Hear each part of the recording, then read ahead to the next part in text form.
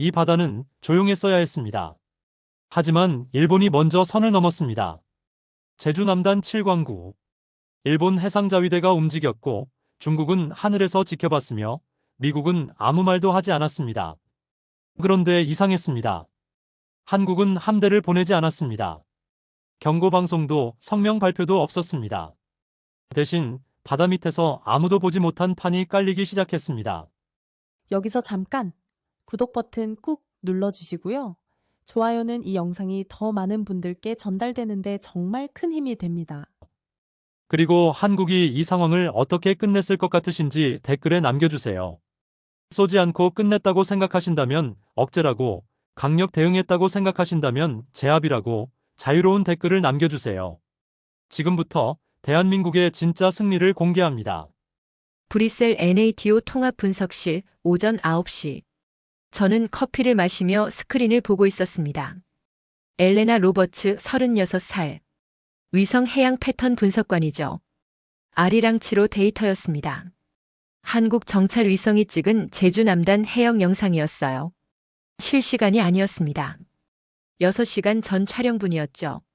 하지만 충분했습니다. 화면 속 일본 해상자위대 함정들이 이상했어요. 무작위가 아니었습니다. 선형을 맞추고 있었죠. 마치 연습된 것처럼 정확하게 간격을 유지하며 배치되어 있었습니다. 이건 우연이 아니야. 저는 중얼거렸습니다. 옆자리 안젤라가 고개를 들었어요. 뭐? 그녀가 물었습니다. 저는 화면을 가리켰죠. 저기 저 배치 패턴 좀 봐. 안젤라는 스크린을 보더니 어깨를 으쓱했습니다. 훈련 아니야? 훈련치곤 너무 반복적이에요. 저는 과거 데이터를 불러왔습니다. 사흘 전, 일주일 전, 2주 전. 패턴이 같았습니다. 위치만 조금씩 달랐을 뿐 배치 방식은 똑같았어요. 그때 화면 한쪽에 작은 점이 보였습니다. 한국 해경 경비함이었죠. 500톤급. 작았습니다. 주변 일본 함정들은 6,000톤, 7,000톤급 이지스함이었어요. 체급이 달랐습니다. 저는 확대했습니다. 한국 경비함이 천천히 전진하고 있었어요. 일본 함정 쪽으로요. 거리가 좁혀졌습니다. 1000m, 800m, 500m. 그리고 멈췄습니다. 일본 함정에서 신호가 나갔을 겁니다. 경고 방송이요. 퇴거하라는 메시지였겠죠. 하지만 한국 경비함은 움직이지 않았습니다. 그냥 그 자리에 떠 있었어요. 저는 시간을 확인했습니다. 이 장면이 찍힌 건 6시간 전. 그렇다면 지금은? 저는 실시간 AIS 데이터를 띄웠습니다. 선박 자동식 별장치요. 화면에 신호들이 떴습니다. 일본 함정 5척. 한국 경비함 1척. 위치는 거의 같았어요. 여전히 대치 중이었습니다. 6시간째요. 미쳤네. 안젤라가 중얼거렸습니다. 저도 같은 생각이었어요. 이건 단순 해상 마찰이 아니었습니다. 뭔가 더 큰 그림이었죠. 해역 좌표를 확인했습니다. 제주 남단 7광구. 이 이름을 본 순간 이해했어요. 자원이었습니다. 석유, 천연가스.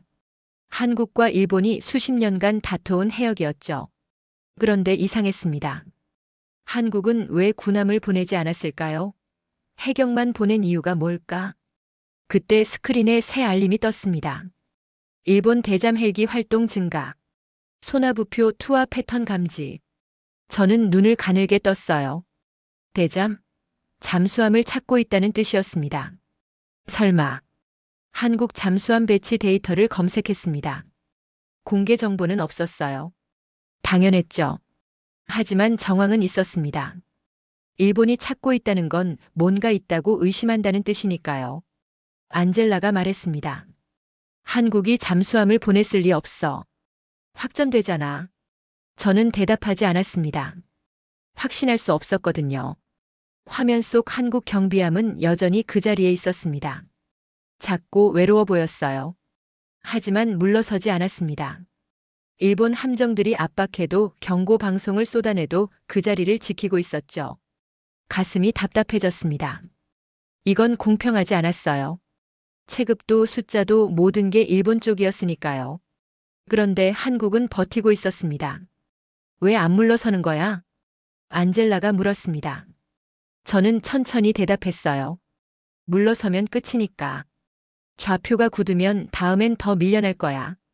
그녀는 고개를 저었습니다. 그래도 이건 무모해. 저는 동의했습니다. 무모했어요. 하지만 동시에 이해도 됐습니다. 제 머릿속에 과거가 떠올랐습니다. 5년 전 한미일 연합훈련. 한국이 정치적 부담 때문에 한 발 물러섰던 일이요. 그때 생각했었죠. 한국은 결정적 순간에 결단하지 못하는 나라라고. 하지만 지금은 달랐습니다. 경비함 한 척으로 버티고 있었어요. 이게 결단 아니면 뭔가요? 저는 리처드 헤이스 자문관에게 보고서를 올렸습니다. 7광구 상황 요약 대치 지속 확전 가능성. 그는 30분 뒤 답장을 보냈어요. 관망. 개입 불필요. 관망. 그 단어가 싫었습니다. 편하잖아요. 책임도 없고요. 하지만 현장에선 사람들이 떨고 있었습니다. 다시 화면을 봤습니다. 한국 경비함이 여전히 그 자리에 있었어요. 일본 함정들도 마찬가지였죠. 누가 먼저 흔들리느냐의 싸움이었습니다. 그리고 깨달았어요. 이건 옳고 그름의 문제가 아니라는 걸. 누가 더 오래 버티느냐, 누가 먼저 불안해하느냐의 문제였습니다. 제 손이 떨렸습니다. 보고서 속 분쟁이 아니었어요. 사람이 떨고 있는 현장이었습니다. 저는 마지막 문장을 적었습니다. 일본은 쏘지 않아도 이미 전장을 만들고 있다. 그리고 덧붙였습니다. 그런데 한국은 함대를 보내지 않았다. 브뤼셀 시간 오후 2시. 저는 CNN 속보를 보고 있었습니다. 화면엔 아무것도 없었어요. 7광구 관련 뉴스는 단 한 줄도 나오지 않았습니다. 이상했습니다. 6시간째 대치 중인데 언론은 조용했어요. 미국 국무부 브리핑도 확인했습니다. 질문조차 없었죠. 일본 외무성 사이트도 마찬가지였습니다. 다들 모르는 건가? 안젤라가 물었습니다. 저는 고개를 저었어요. 아니, 알고 있어. 그냥 말 안 하는 거야. 공식 침묵. 이건 외교 언어였습니다. 아무 말도 안 한다는 건 개입하고 싶지 않다는 뜻이었죠. 책임지기 싫다는 뜻이었습니다. 비공식 채널 로그를 확인했습니다. NATO 내부 메시지, 국방부 간 연락망, 정보기관 교신 기록. 화면이 미친 듯이 움직였어요. 미국 NSC에서 일본 방위성으로, 일본 외무성에서 한국 외교부로, 한국 합참에서 미 인도태평양 사령부로 메시지가 쏟아졌습니다. 밤새 울렸어요. 이게 침묵이라고? 저는 비웃었습니다. 겉으론 조용한 척하면서 뒤에선 난리였어요. 다들 상대방에게 물어보고 있었습니다. 뭐 하는 거냐고. 어디까지 갈 거냐고. 하지만 답은 없었습니다. 누구도 명확하게 말하지 않았어요. 그냥 질문만 계속됐죠. 리처드 헤이스 자문관이 회의를 소집했습니다. 오후 3시 작은 회의실. 저와 안젤라 그리고 분석팀 서너 명이 모였어요. 리처드가 말했습니다. 현 상황은 관리 가능하다. 우리는 개입하지 않는다. 저는 손을 들었습니다. 관리요? 일본 함정이 5척이나 있는데요. 리처드는 저를 봤어요. 그래서? 아직 총성은 없다. 맞습니다. 총성은 없었어요. 하지만 압박은 있었습니다. 경고 방송, 사격 통제 레이더 위협 기동. 이게 관리인가요? 리처드가 말했습니다. 로버츠, 우리 역할은 균형 유지다. 한쪽 편을 드는 게 아니라. 저는 입을 다물었습니다. 균형. 그 말이 싫었어요. 균형이란 건 결국 강한 쪽이 이기도록 내버려 두는 거니까요. 회의가 끝났습니다. 자리로 돌아왔어요. 화면엔 여전히 7광구 데이터가 떠 있었습니다. 그때 새 정보가 들어왔습니다. 일본 민간 탐사선 한 척이 7광구로 향하고 있다는 거였어요. 좌표를 확인했습니다. 정확히 대치 해역이었죠. 탐사선? 안젤라가 되물었습니다. 저는 고개를 끄덕였어요. 맞아. 시추선이 아니야. 사전 탐사선이지. 차이가 뭔데? 그녀가 물었습니다. 저는 설명했죠. 시추는 바로 못해. 국제법상 분쟁 지역이니까. 하지만 탐사는 달라. 정밀 조사, 좌표 고정, 자료 수집. 이건 다음 단계를 위한 준비야. 안젤라가 한숨을 쉬었습니다. 그럼 이미 시작된 거네. 저는 대답하지 않았어요. 맞았으니까요. 한국 측 반응을 찾았습니다. 공식 성명은 없었어요. 외교부 브리핑도 국방부 발표도 없었습니다. 침묵이었죠. 한국은 뭐 하는 거야? 답답했어요.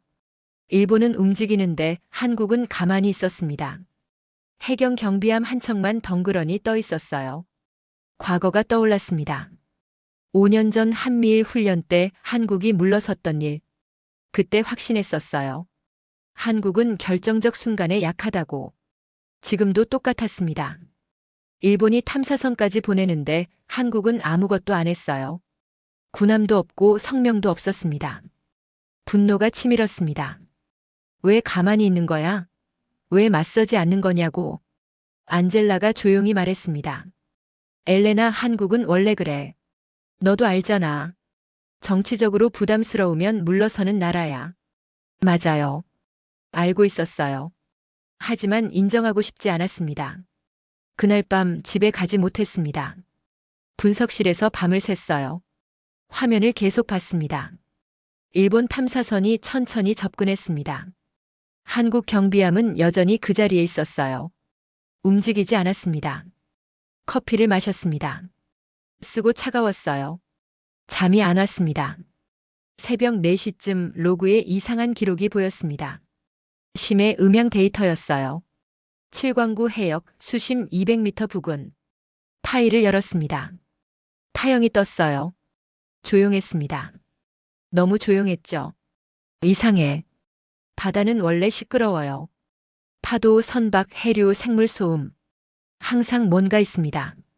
그런데 이 구간은 달랐어요. 저주파 대역이 평평했습니다.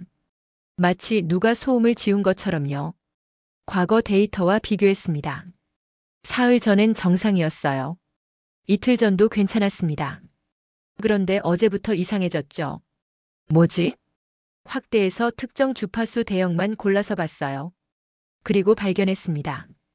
아주 미세한 패턴이요. 규칙적이었습니다. 자연 소음이 아니었어요.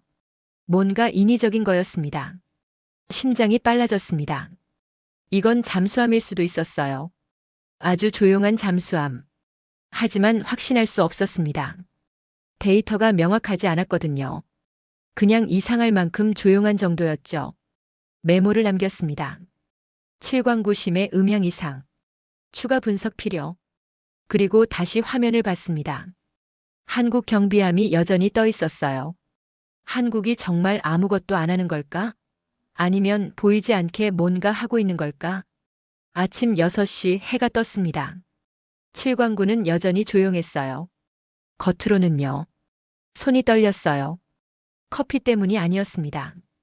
이건 철수가 아니었습니다. 뭔가 다른 게 진행되고 있었어요. 이건 덫이야. 서울 합동참모본부 작전실. 오전 9시. 민광훈 소장은 스크린을 보고 있었습니다. 58살 해상작전 총괄 책임자였죠. 그의 얼굴엔 표정이 없었어요. 30년 군 생활이 만든 얼굴이었습니다. 화면엔 7광구가 떠 있었습니다. 일본 함정 5척, 한국 경비함 1척.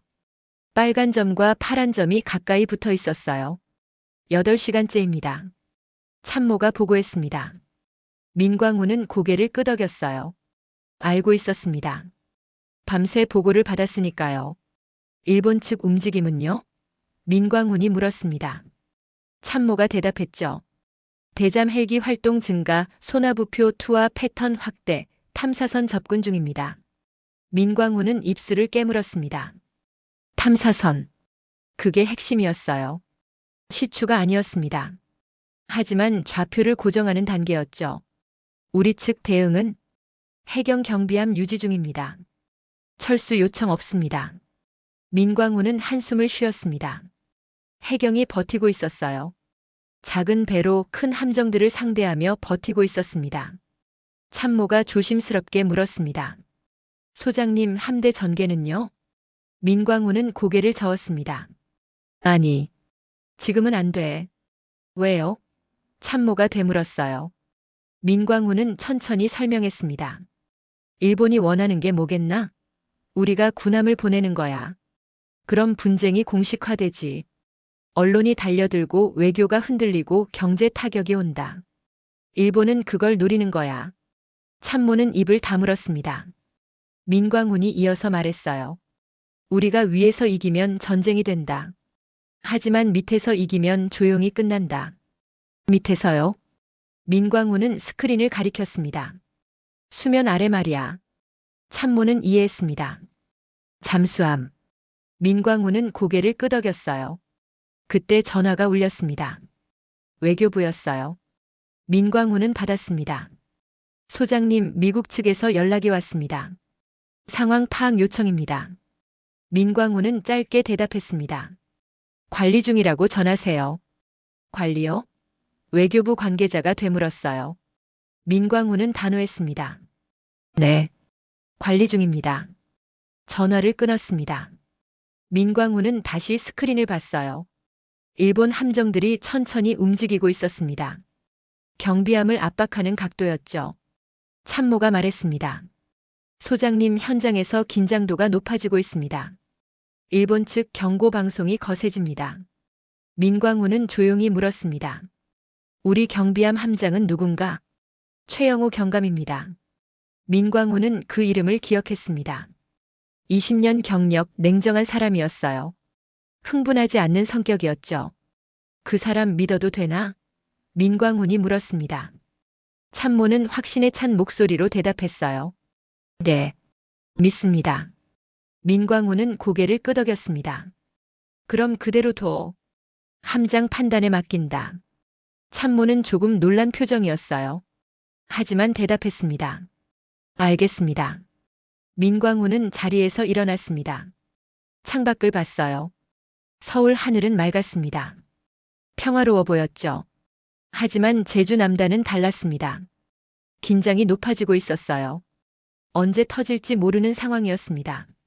민광훈은 과거를 떠올렸습니다. 10년 전 외교적 타협으로 시료 지배가 흔들렸던 일. 그때 민광훈은 참모였어요. 아무것도 할 수 없었습니다. 지금은 달랐습니다. 책임자였어요. 결정할 수 있었습니다. 민광훈은 중얼거렸습니다. 지금 밀리면 칠광구는 끝이야. 관리 대상이 아니라 분쟁 지역이 되지. 참모가 물었습니다. 소장님, 그럼 어떻게 하시겠습니까? 민광훈은 돌아봤습니다. 표정이 단단했어요. 방법을 찾아. 흥분하지 않고 확전시키지 않고 끝낼 방법. 참모는 고개를 숙였습니다. 알겠습니다. 오후 2시 보고가 또 들어왔습니다. 일본 대잠 헬기가 소나부표를 추가 투하했다는 내용이었어요. 패턴이 촘촘해지고 있었습니다. 뭔가 찾고 있군.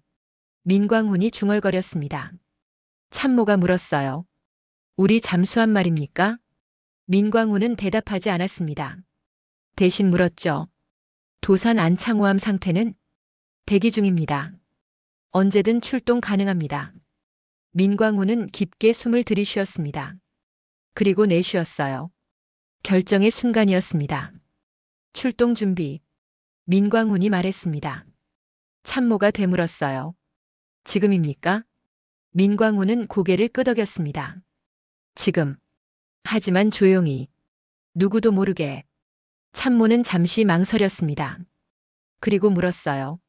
소장님, 위험하지 않습니까? 들키면 외교가 흔들립니다. 민광훈은 참모를 똑바로 봤습니다. 그래서 안 들키는 거야. 그게 작전이지. 참모는 더 이상 묻지 않았습니다. 알겠습니다. 곧 아모아 채널로 지시가 내려갔어요. 민광훈은 다시 스크린을 봤습니다. 일본 함정들이 여전히 압박하고 있었어요. 경비함은 여전히 버티고 있었습니다. 민광훈은 조용히 말했습니다. 오늘 싸워 이기는 게 목표가 아니야. 오늘로 싸움이 끝나게 하는 게 목표지. 참모가 물었습니다. 차이가 뭡니까? 민광훈은 미소 지었습니다. 쏘지 않고 끝내는 거. 그게 우리 방식이야. 오후 4시 도산 안창호함이 움직이기 시작했습니다. 조용히요. 누구도 모르게요. 민광우는 창밖을 봤습니다. 해가 기울고 있었어요. 저녁이 다가왔습니다. 그는 중얼거렸습니다. 이제 시작이야. 진해 작전사령부 부두. 오후 5시. 최연수 대령은 도산 안창호함 함교에 서 있었습니다. 52살 잠수함 베테랑이었죠. 그의 얼굴엔 주름이 깊었어요. 바다가 새긴 주름이었습니다. 출동 명령이 떨어졌습니다. 암호화 채널로요.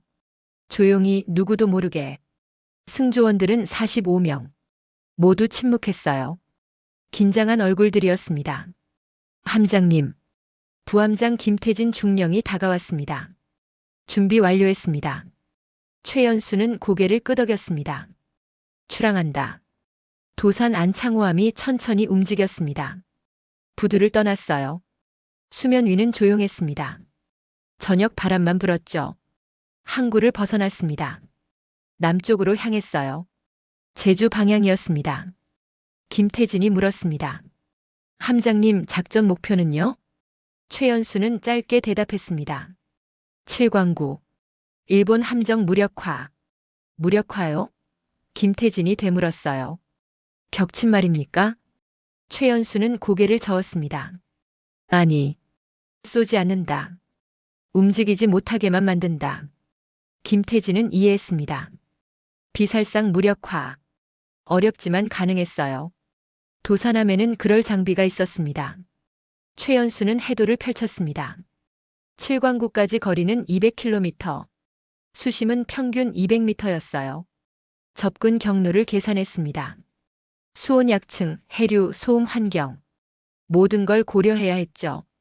김태진이 말했습니다. 함장님, 일본 대잠 활동이 활발합니다. 소나부표가 많습니다.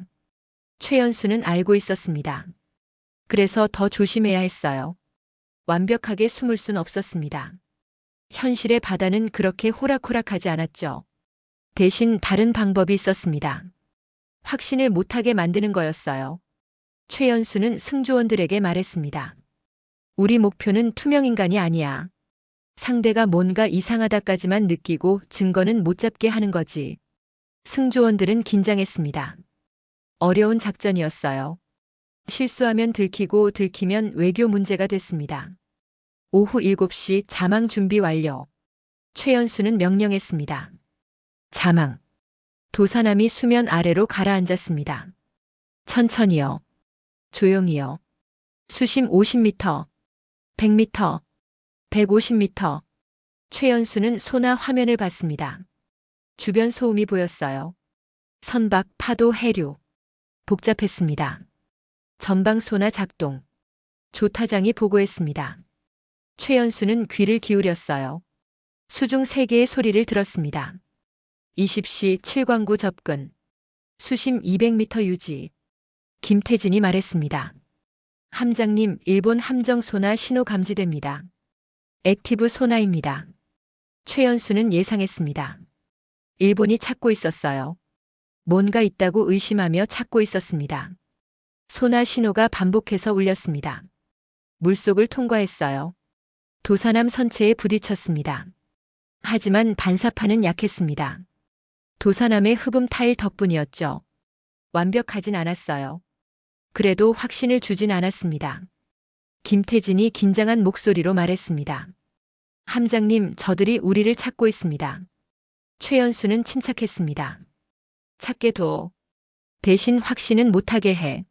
어떻게요? 최연수는 설명했습니다. 수온 약층 아래로 내려간다. 소나 굴절이 심해지는 곳이지. 저들은 뭔가 이상하다고 느끼겠지만 정확히 뭔지는 모를 거야. 위험하지 않습니까? 김태진이 물었어요.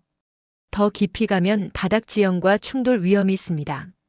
최연수는 고개를 끄덕였습니다. 맞아. 위험해. 하지만 들키면 전쟁이야. 위험은 우리가 떠안는다. 김태진은 더 이상 말하지 않았습니다. 알겠습니다. 급속 자망. 최연수가 명령했습니다. 수온 약층 통과 230m까지. 도산함이 내려갔습니다. 어둠 속으로요. 압력이 높아졌어요. 선체가 삐걱거렸습니다. 조타장이 긴장한 목소리로 보고했습니다. 수심 210m, 220, 230. 최연수는 해저 지형도를 봤습니다. 바닥까지 20m. 안전 한계였어요. 수평 유지. 최연수가 명령했습니다. 조타장이 대답했죠. 수평 유지합니다. 도사남은 멈췄습니다. 어둠 속에서 바닥 가까이에서 멈췄어요. 침묵이 흘렀습니다. 승조원들은 숨소리조차 조심했어요.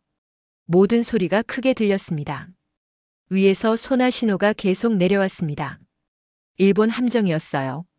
찾고 있었습니다. 하지만 신호는 약했습니다. 수온 약층 때문에 굴절됐어요. 도사남까지 정확히 닿지 않았습니다. 김태진이 속삭였습니다. 함장님, 저들이 헷갈리고 있습니다. 최연수는 소나 화면을 봤습니다. 일본 함정들이 움직이고 있었어요. 패턴이 흔들렸습니다. 확신이 없는 움직임이었죠. 좋아. 최연수가 중얼거렸습니다. 지금이야. 전방 이동, 저속.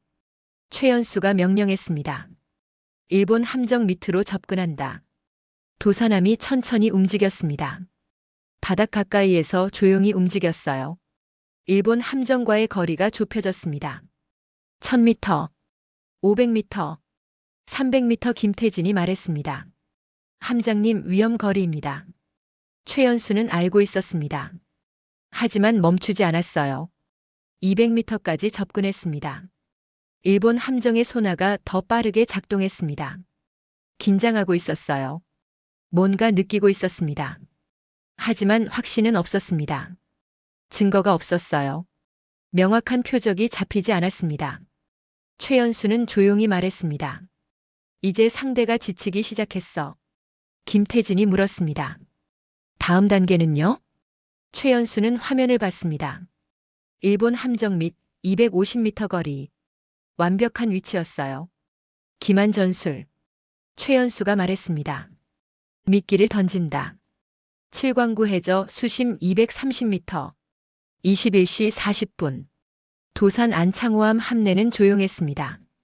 숨소리만 들렸어요. 승조원들은 움직이지 않았습니다. 모두 긴장했죠. 최연수 대령은 전술 화면을 보고 있었습니다. 일본 함정이 위에 떠 있었어요. 바로 머리 위였습니다. 김태진 중령이 속삭였습니다. 함장님, 거리 200m입니다. 너무 가깝습니다. 최연수는 고개를 끄덕였습니다. 알아. 하지만 이 거리여야 해. 왜요? 김태진이 물었어요. 최연수는 설명했습니다. 너무 멀면 효과가 없어. 너무 가까우면 들켜. 200m가 적정거리야. 김태진은 입술을 깨물었습니다. 이해했지만 불안했어요. 실수하면 전쟁이었습니다. 최연수가 명령했습니다. 무인체계 준비. 승조원이 대답했습니다. 무인체계 준비 완료. 발사. 최연수가 말했습니다. 도사남 측면에서 작은 문이 열렸습니다.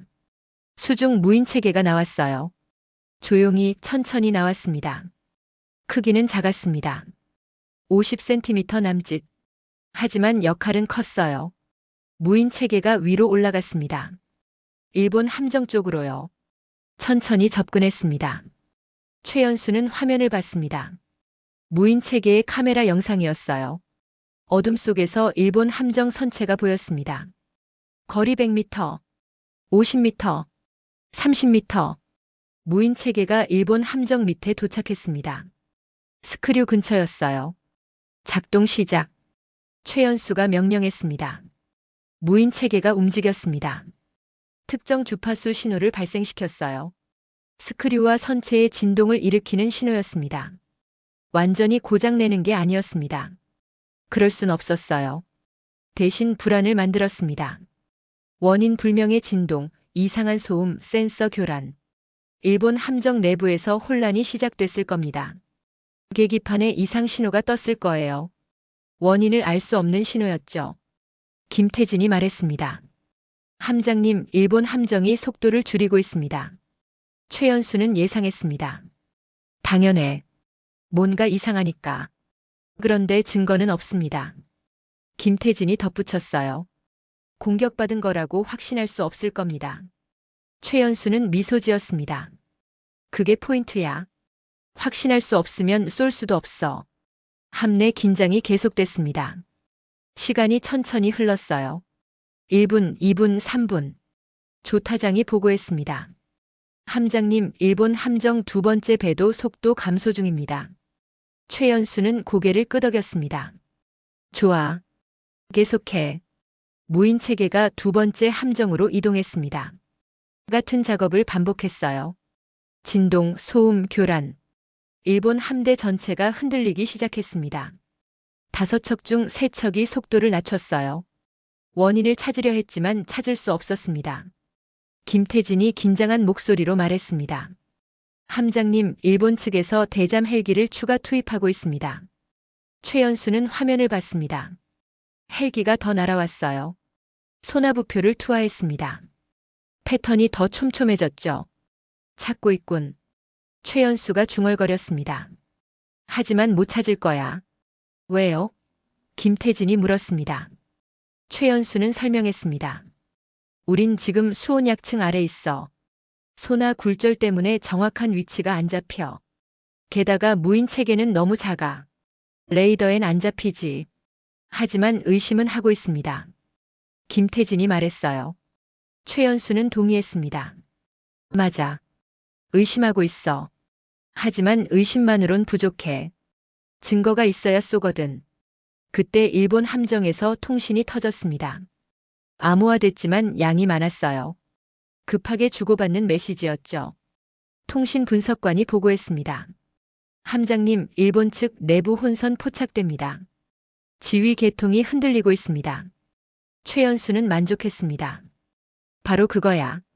김태진이 물었습니다. 이제 어떻게 하시겠습니까? 최연수는 잠시 생각했습니다. 그리고 결정했어요. 부상 준비. 부상요? 김태진이 놀랐습니다. 지금요? 최연수는 고개를 끄덕였습니다. 지금.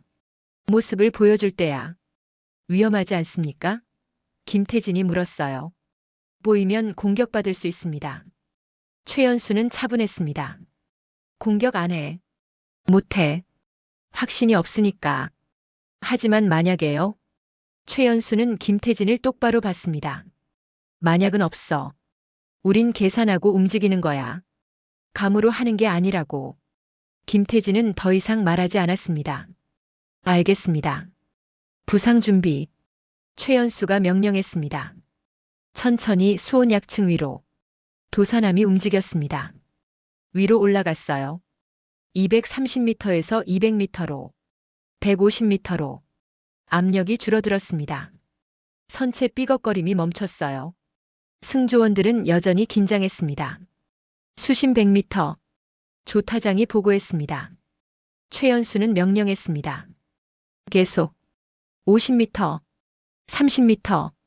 일본 함정들이 반응했습니다. 소나 신호가 급격히 증가했어요. 뭔가 올라오고 있다는 걸 감지했습니다. 함장님, 일본 측이 우리를 포착했습니다. 김태진이 말했어요. 최연수는 침착했습니다. 알아. 보여주는 거니까. 수심 10m. 부상. 최연수가 명령했습니다. 도산 안창호함이 수면 위로 떠올랐습니다. 천천히요. 당당하게요. 함교가 물 밖으로 나왔습니다.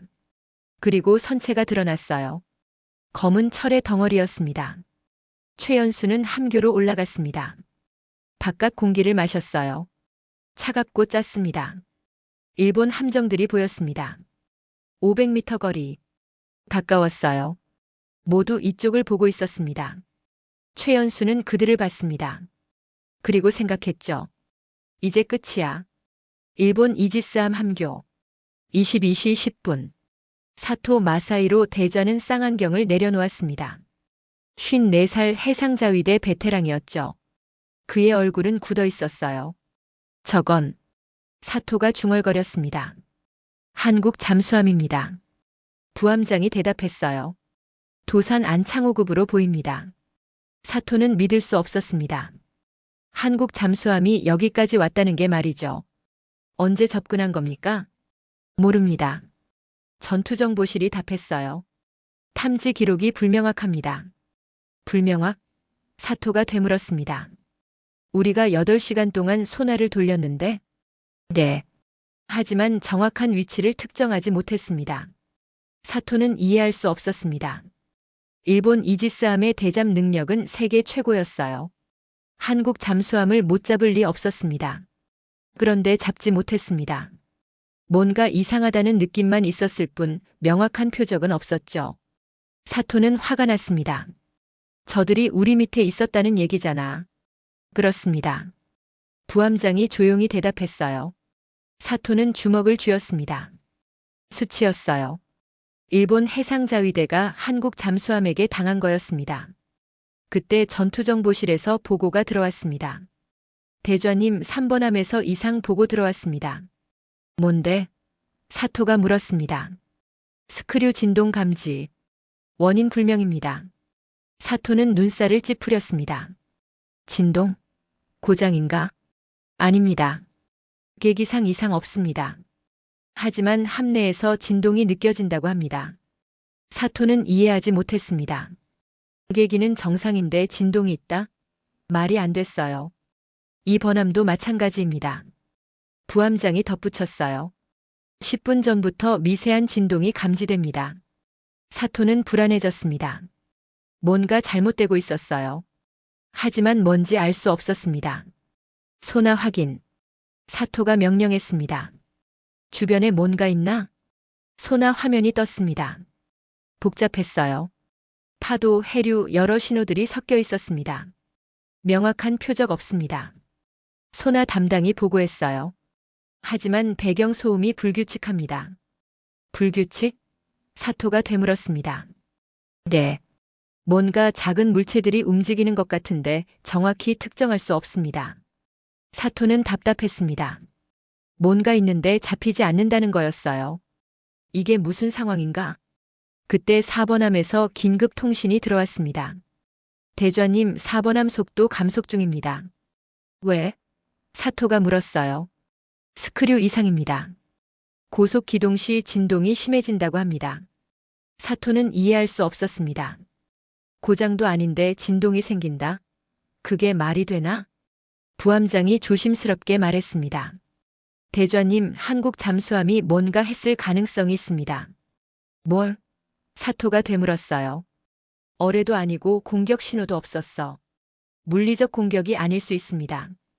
부함장이 설명했어요. 수중 무인 체계 같은 걸 사용했을 가능성이 있습니다. 사토는 생각했습니다. 수중 무인 체계. 작고 조용하고 탐지하기 어려운 것들이었죠. 하지만 증거가 없었습니다. 명확한 공격도 아니었어요. 그냥 이상 징후만 있었습니다. 사토는 고민했습니다. 쏴야 하나? 하지만 뭘 쏘죠? 표적도 없는데요. 부함장이 말했습니다. 대좌님, 만약 공격한다면 명분이 필요합니다. 지금은 증거가 불충분합니다. 사토는 이를 갈았습니다. 맞는 말이었어요. 증거 없이 쏘면 일본이 침략자가 됐습니다. 그때 또 보고가 들어왔습니다. 이번함도 속도 감속 중입니다. 진동 때문입니다. 사토는 주먹으로 책상을 쳤습니다. 이럴 수가. 함대가 무력화되고 있었습니다. 격침당한 게 아니었어요. 하지만 제대로 움직일 수 없었습니다. 고속 기동을 하면 진동이 심해졌습니다. 안전상 위험했어요. 지휘관들은 스스로 속도를 줄였습니다. 사토는 깨달았습니다. 저들이 의도한 거구나. 쏘지 않고 무력화하는 방법. 증거를 남기지 않는 방법. 일본이 반격할 명분조차 주지 않는 방법이었습니다. 사토는 쌍안경으로 다시 도산함을 봤습니다. 조용히 떠 있었어요. 위협적이지 않았습니다. 그냥 거기 있었죠. 하지만 그 존재 자체가 메시지였습니다. 우린 여기 있다. 우린 할 수 있다. 그리고 우린 했다. 사토는 입술을 깨물었습니다. 지금 우리가 할 수 있는 게 뭔가? 부함장이 조용히 대답했습니다. 퇴각입니다. 퇴각? 사토가 되물었어요. 우리가? 네. 명분도 없고 함대도 제대로 움직이지 못합니다. 여기 더 있으면 위험합니다. 사토는 고개를 저었습니다. 말도 안 돼. 우리가 먼저 왔어. 우리가 밀릴 순 없어. 하지만 현실은 달랐습니다. 일본 함대는 이미 밀리고 있었어요. 쏘지도 않고 싸우지도 않은 채로요. 전투정보실이 보고했습니다. 대좌님, 탐사선에서 철수 요청 들어왔습니다. 탐사선? 사토가 물었습니다. 네. 보호가 불확실하다며 작업 중단을 요청했습니다. 사토는 한숨을 쉬었습니다. 탐사선도 무서워하고 있었어요. 당연했죠. 일본 함대가 제대로 보호할 수 없으니까요. 사토는 결정해야 했습니다. 여기 남을 건가 떠날 건가. 남으면 무엇을 얻나? 아무것도 없었어요. 함대는 움직이지 못하고 탐사선은 철수하고 명분도 없었습니다. 떠나면 수치였어요. 하지만 더 이상의 손실은 없었습니다. 사토는 눈을 감았습니다. 그리고 명령했어요. 전 함대 철수 준비. 부함장이 확인했습니다. 철수하시겠습니까? 사토는 고개를 끄덕였습니다. 철수한다. 통신이 나갔습니다. 일본 함대 5척 모두에게요. 철수 명령이었습니다. 함정들이 천천히 돌았습니다. 북쪽으로요. 일본 쪽으로요. 사토는 마지막으로 도사남을 봤습니다. 여전히 조용히 떠 있었어요. 사토는 중얼거렸습니다. 졌다. 한 발도 쏘지 않고 졌어. 칠광구 해상. 22시 40분. 최연수 대령은 함교에 서 있었습니다. 바람이 불었어요. 차갑고 습했습니다. 일본 함정들이 움직이고 있었습니다. 천천히 북쪽으로요. 떠나고 있었어요. 김태진 중령이 함교로 올라왔습니다. 함장님, 일본 함대 철수 중입니다. 최연수는 쌍안경을 내렸습니다. 보고 있어. 탐사선도 좌표를 풀었습니다. 김태진이 덧붙였어요. 최연수는 만족했습니다. 끝났군. 이대로 보내십니까? 김태진이 되물었습니다. 당연하지. 최연수가 짧게 답했어요. 추격은 안 해. 왜요? 지금 밀어붙이면 완전히 제압할 수 있습니다. 최연수는 김태진을 봤습니다. 제압? 그게 목표가 아니야. 그럼 뭡니까? 칠광구를 지키는 거지. 최연수가 설명했습니다. 일본을 굴복시키는 게 아니라고. 저들이 떠나면 됐어. 하지만 명확한 승리를 보여줘야 하지 않습니까? 최연수는 고개를 저었습니다. 명확한 승리는 전쟁을 만들어. 우리가 원하는 건 차분한 종료야. 김태진은 이해했습니다. 하지만 아쉬워 보였어요. 최연수는 덧붙였습니다. 승리는 상대를 무너뜨리는 게 아니야. 상대가 스스로 물러서게 만드는 거지. 김태진은 더 이상 반론하지 않았습니다. 알겠습니다. 최연수는 다시 일본 함정들을 봤습니다. 점점 멀어지고 있었어요. 불빛이 작아졌습니다. 함장님, 통신 담당이 보고했습니다. 합참에서 연락 왔습니다. 최연수는 함교 안으로 들어갔습니다. 암호화 통신을 받았어요. 민광훈 소장이었습니다. 최 대령 상황 종료 확인. 수고했네. 최연수는 짧게 대답했습니다. 임무 완수했습니다. 민광훈의 목소리가 들렸습니다. 철수 예정은? 내일 새벽 복귀하겠습니다. 좋아. 최연수는 민광훈의 안도감을 느꼈어요. 그리고 덧붙이는 목소리가 들렸죠. 자네가 해냈네. 쏘지 않고 끝냈어. 최연수는 잠시 침묵했습니다. 쏘지 않는 게 더 어렵습니다. 민광훈이 웃었습니다. 그래서 자네한테 맡긴 거야. 통신이 끊겼습니다. 최연수는 화면을 껐어요. 복귀 준비하겠습니다. 김태진이 말했습니다. 최연수는 손을 들어 멈췄습니다. 아직이야. 아직이요? 김태진이 의아해했습니다. 임무 끝났지 않습니까? 마무리가 남았어. 최연수가 설명했습니다. 메시지를 확실히 남겨야 해. 무슨 메시지요? 최연수는 화면을 가리켰습니다. 위성. 지금 우리 머리 위엔 여러 눈이 있어.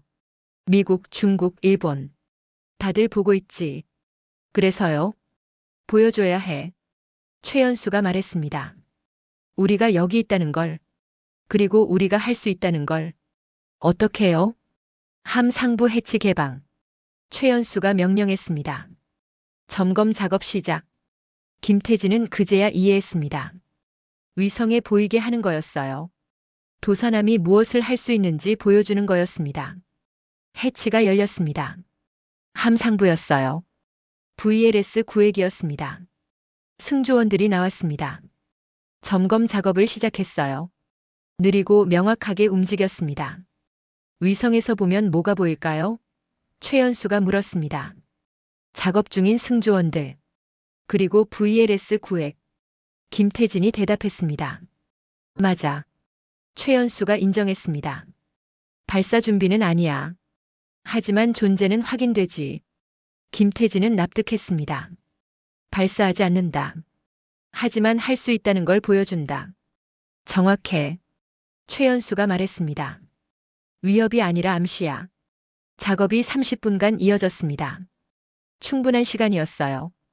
위성이 여러 번 지나갔을 겁니다. 작업 종료. 최연수가 명령했습니다. 해치 폐쇄. 승조원들이 함 안으로 들어왔습니다. 해치가 닫혔어요. 최연수는 김태진을 봤습니다. 이제 끝이야. 복귀하시겠습니까? 복귀한다. 최연수가 답했습니다. 자망 준비. 도사남이 천천히 가라앉기 시작했습니다. 수면 아래로요. 최연수는 마지막으로 칠광구를 봤습니다. 평화로웠습니다. 하지만 이제 모두가 알게 됐습니다. 이 바다엔 주인이 있다는 걸. 그리고 그 주인은 쏘지 않고도 지킬 수 있다는 걸요. 도사남은 어둠 속으로 사라졌습니다. 브뤼셀 NATO 통합 분석실. 같은 시각.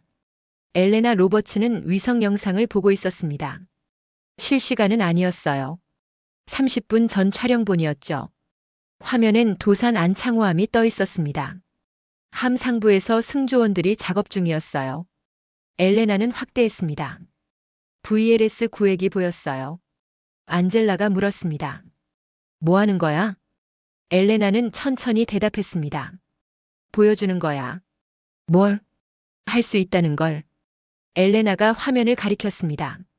하지만 하지 않는다는 걸. 안젤라는 이해하지 못했어요. 무슨 소리야? 한국은 쏠 수 있었어. 엘레나가 설명했습니다. 하지만 안 쐈지. 대신 상대가 스스로 물러서게 만들었어. 그게 무슨 의미인데? 엘레나는 잠시 침묵했습니다. 힘은 사용하는 게 아니라 통제하는 거라는 의미야. 안젤라는 여전히 이해 못하는 표정이었어요. 엘레나는 더 설명하지 않았습니다. 화면 속 도사남이 잠수하기 시작했습니다. 서서히 사라졌어요. 엘레나는 보고서를 열었습니다. 제목을 적었어요.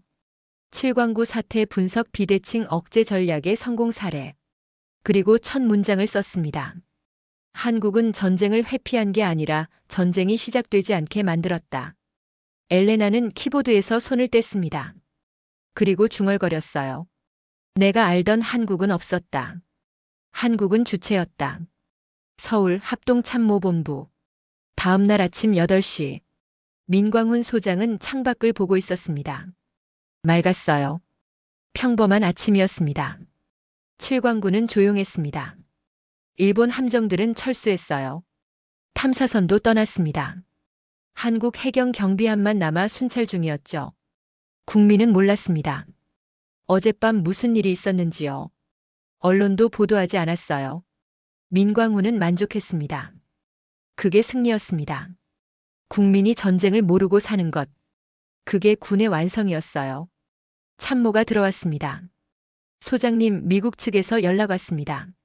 뭐래? 민광훈이 물었습니다. 상황 파악 요청입니다. 어제 칠광구에서 무슨 일이 있었냐고요. 민광훈은 미소 지었습니다. 아무 일도 없었다고 전해. 아무 일도요? 참모가 되물었습니다. 그래. 민광훈이 답했습니다. 평소처럼 순찰했을 뿐이야. 참모는 이해했습니다. 공식적으론 아무 일도 없었던 거였죠. 중국 측은요? 민광훈이 물었습니다. 침묵입니다. 아무 반응 없습니다. 민광훈은 예상했습니다. 중국은 말하지 않았어요. 하지만 분명히 봤습니다. 위성으로 정찰 자산으로 봤을 거예요. 일본은 외무성 채널로 항해 들어왔습니다. 하지만 공식 발표는 없습니다. 민광훈은 웃었습니다. 항의만 하고 발표는 안 해? 그럼 진 거지. 참모도 미소 지었습니다. 그렇습니다. 민광훈은 자리에 앉았습니다. 보고서를 펼쳤어요. 어젯밤 작전 기록이었습니다. 완벽했습니다. 총 한 발 안 쏘고 외교 문제 없이 시료 지배를 지켰어요. 하지만 민광훈은 알고 있었습니다. 끝이 아니라는 걸요. 미국이 물어봤다는 건 재평가하고 있다는 뜻이었습니다.